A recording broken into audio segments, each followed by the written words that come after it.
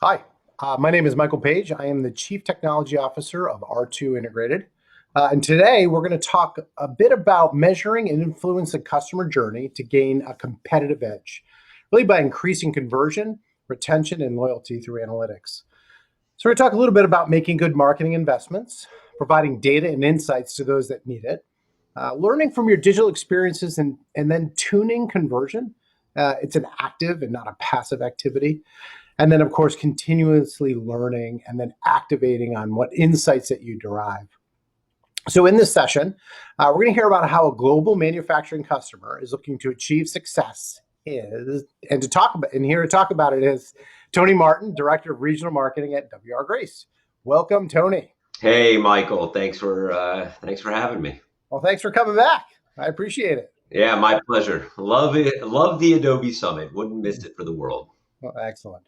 And I know for a fact that this is not your first time working with R2I, which is pretty cool, I should say. So Yeah, actually, this is the second company that I've worked for where I've worked with R2I, and actually, this is over the years my previous teams. I think I've launched around 8 websites on Adobe Experience Manager with R2I. So thank you for the years of support. I think with that many, you should just be an honorary developer. Oh, no, I have a wonderful IT team that can help with development. Very good. Well, I know that when you first got there, there seemed to be a pretty quick drive to redesign, and upgrade the .com. Tell me a little bit about how that really kind of came to light, I guess.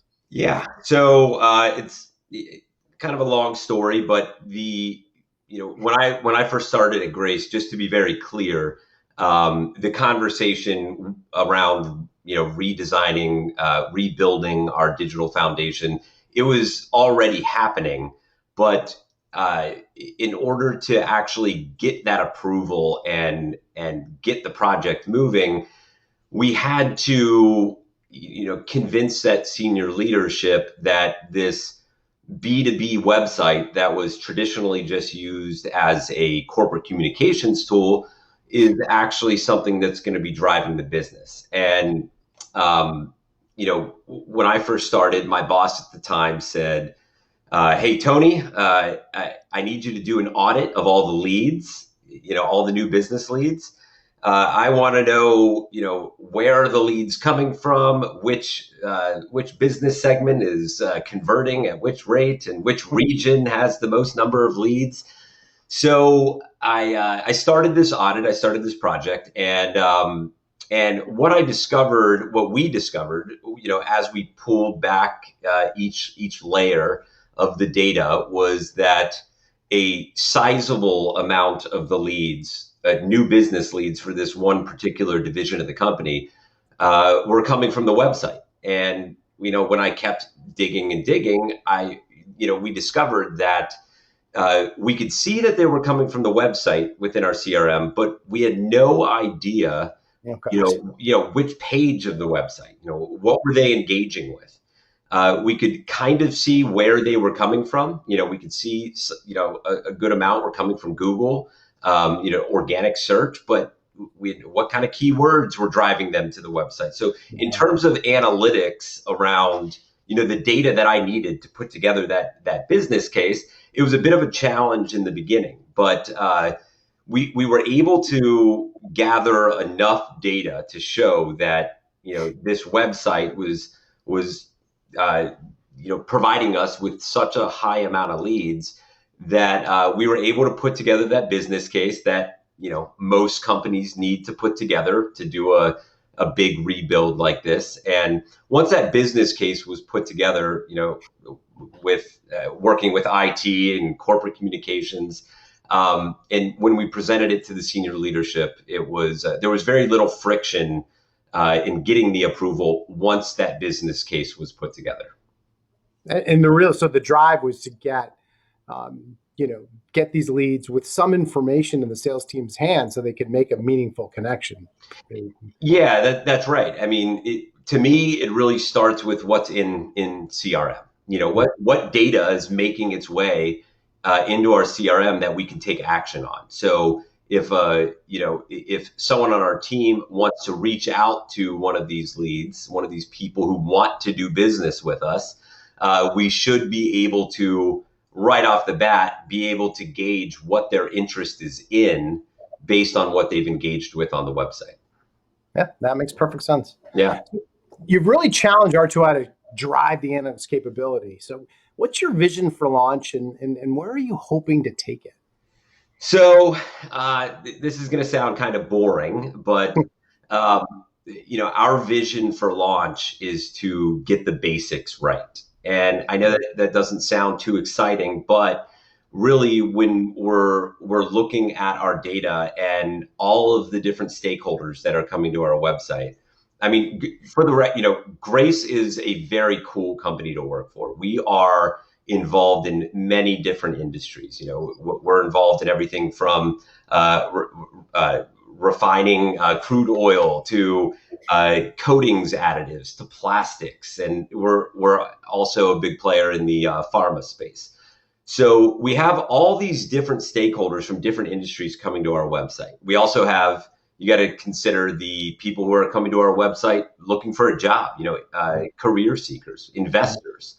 So my our goal is to develop this baseline data around the user experience, in that first year, to say this group, these stakeholders are experiencing this on the website. These stakeholders are experiencing this, and then once we have that baseline of data, that baseline glimpse into what that user experience looks like, then we can start to really have some fun and scale up some of our more interesting activities. Well, I can see by that smile and the air quotes that interesting activities probably has a lot to do with Adobe Target. Yeah, Adobe Target, we have a license in that as well. We're going to be configuring that right when we launch. And to be clear, we have not launched our new website yet. Both of our teams are in the development phase right now, and we're launching in the very near future. But those interesting activities are, it's going to be driven by Adobe Target. And with Adobe Target, once we stand it up, then we're going to start providing those stakeholders I was referencing with multiple different experiences on the website, so that we can start A/B testing. What imagery works best, which calls to action on the website drive the most conversions, and there's really just so much that you can do with Adobe Target. And for those who don't know, with Adobe Target, you can split your audiences so that, let's say, all of your traffic that comes to your website, you can split and have 50% of your audience experience this and 50% experience that. And it's two separate experiences. And then, through the back end, that machine learning on the back end of Adobe Target, you can identify which experience makes the most sense or drives the most conversions. So you're really looking to, power the organization with like a test and learn kind of culture, like almost create a team of data scientists, citizen data scientists over there in Grace. Yeah, the leaders at my company, they're very data-driven individuals, and that's what we have to become. That's what every organization has to become. Are those on some level, a data scientist? But yeah, I mean, when you used to build a website back in the day, the first couple websites that I built with R2I, we spent endless hours trying to figure out what is the perfect hero image on the website, or what's the perfect headline for this one section of the website. And you really don't need to have that perfect headline or image anymore. You can have two or three options. And what I think might be the better choice for imagery on the website, you might not agree with. And So now with Adobe Target, what you can do is you can test out these experiences, and you can remove any sort of opinion from this and let the data do the talking. So I always say, prove me wrong. Like, you think that's going to work better, I think this is. Let's run them both at the same time and see what the data says, what the users actually, what the results are on the other end. Yeah, they'll select in, right? I mean, then and that's how you can start to segment your audiences and really understand, how how your organization is going to interact with your customers. To your earlier point, right? I mean, you have a lot of different audiences that come into that site, and you really want to serve them up meaningful content. In a lot of ways. Any anecdotal stories of past tests or? Yeah, my old team, we ran a bunch of really cool tests right out of the gate, and our plan is to do similar things here, but with grace. But one test, that the very first test actually that we ran was on our website. There were a number of different calls to action, different buttons to press, and for contacting us and submitting a lead. The the test that we ran was we split the audiences. One audience saw a button that said contact us. It's pretty generic, contact us. The other 50% saw get started exclamation mark. And we ran this test. That was it. That was the only test. And we noticed a 3 to 5% increase in the conversions with that get started exclamation mark. And 3 to 5% may not sound like a lot, but when you're talking about new business leads that are coming in, and you're talking about 2,000 leads that come in a year, you're that 3 to 5% can make a really big difference and translate into actual dollars. Absolutely. Oh, it certainly can.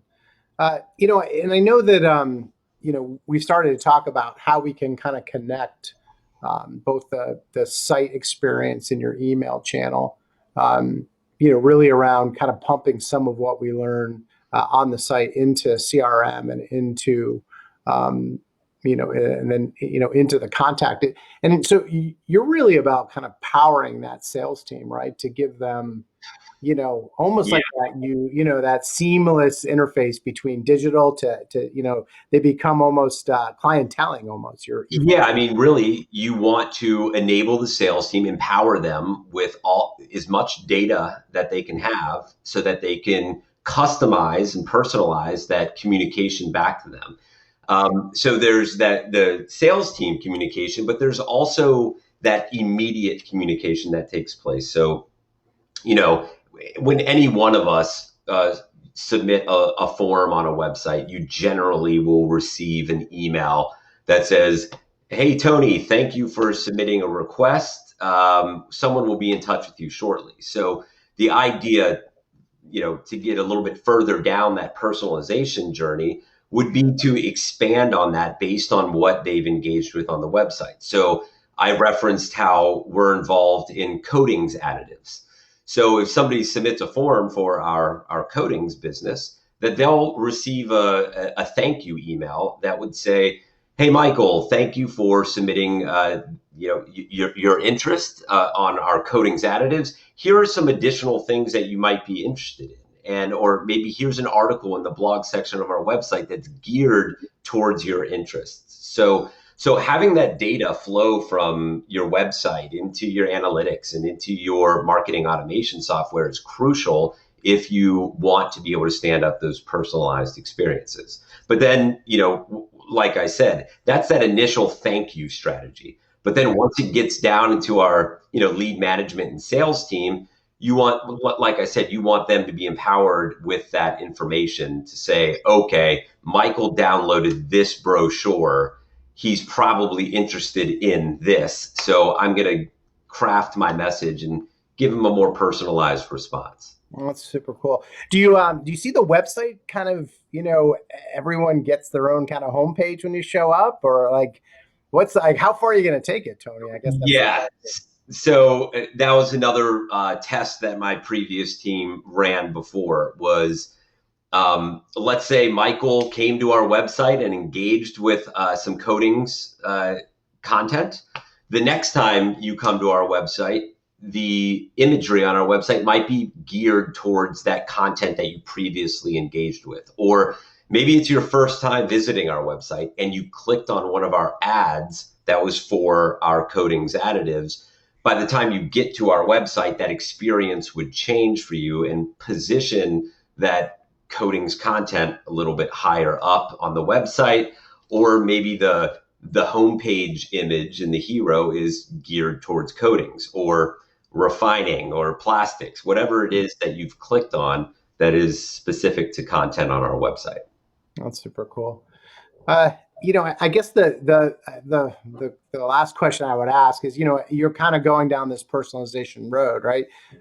In order to do that, you've got to have quite a bit of content to kind of support, those different audiences and segmentations, and you can shuffle around the content you have on your site, but I mean, you're gonna really need to work with your team, I guess, to understand that they're going to be publishing. They have to always think about that, right? It's part of that whole culture of creation, if you will. Well, okay, that's an interesting point too, because I've spent endless hours with your team, and not just me, my entire team, every person on our core project team has spent a lot of time on our tagging strategy as well, and the way that we're setting up that data on the back end. Because if you don't set up that data properly and maintain it, so it's not just for the launch of your website, but for all future content, if it's not tagged properly, authored properly, then you're not going to be able to offer up that personalized content for that person that's coming,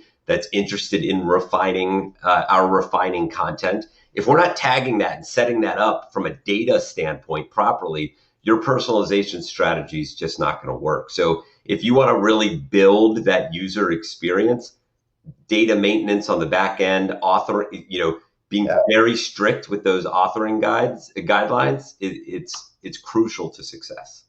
You sound like a guy who's launched about 8 sites in AAM. Yeah, and I've made plenty of mistakes or learned a lot through it, actually that test mentality, and down the road when I have to report on those analytics to the senior leadership. So like the great senior leadership just gave us, some money to rebuild this website. I better be able to report. We better be able to report on how well it's operating and how it's driving the business. So, there's that pressure, obviously, on the back end that if this is not set up properly and maintained from a data standpoint, that I'm not going to be able to show that return on investment at the end of the year, or when I'm going next time back to the well and saying, hey, can I have more money for these new marketing initiatives? If we're not able to properly report on those initiatives and that traffic on our website, then it's just not going to work. Yeah. Well, they are certainly lucky to have you, Tony. I mean, you're obviously, your experience, it's nice to be able to partner with a client like you, because I do feel like we're in lockstep. And I have to say, I'm lucky to have the senior leadership and the team that I'm working with. They're all amazing. They're very supportive. The senior leadership is very supportive, and the corporate communications team, our IT team, all the different business core project team members, they're all going along on this journey as well, and they're experiencing what Adobe has to offer, and they're learning a lot from your team as well. So thank you. Yeah, it does take a village, right? You all have to get behind it, for sure. Yeah, for sure. Exactly. Well, this has been an absolute pleasure. Thank you very much. I really enjoyed talking with you, and honestly, look forward to the continued partnership, and coming back next year and giving everybody an update on where we ended up, because it's certainly going to be. I mean, we can kind of see the journey, but we're really just starting out on it, so it's really exciting. Hey, I'm always up for another fireside chat with you. And yeah, I'm really looking forward to this website launching and, showing the organization what Adobe and R2I and our team can do. Yeah, love it. Thanks, Tony. All right, thank you.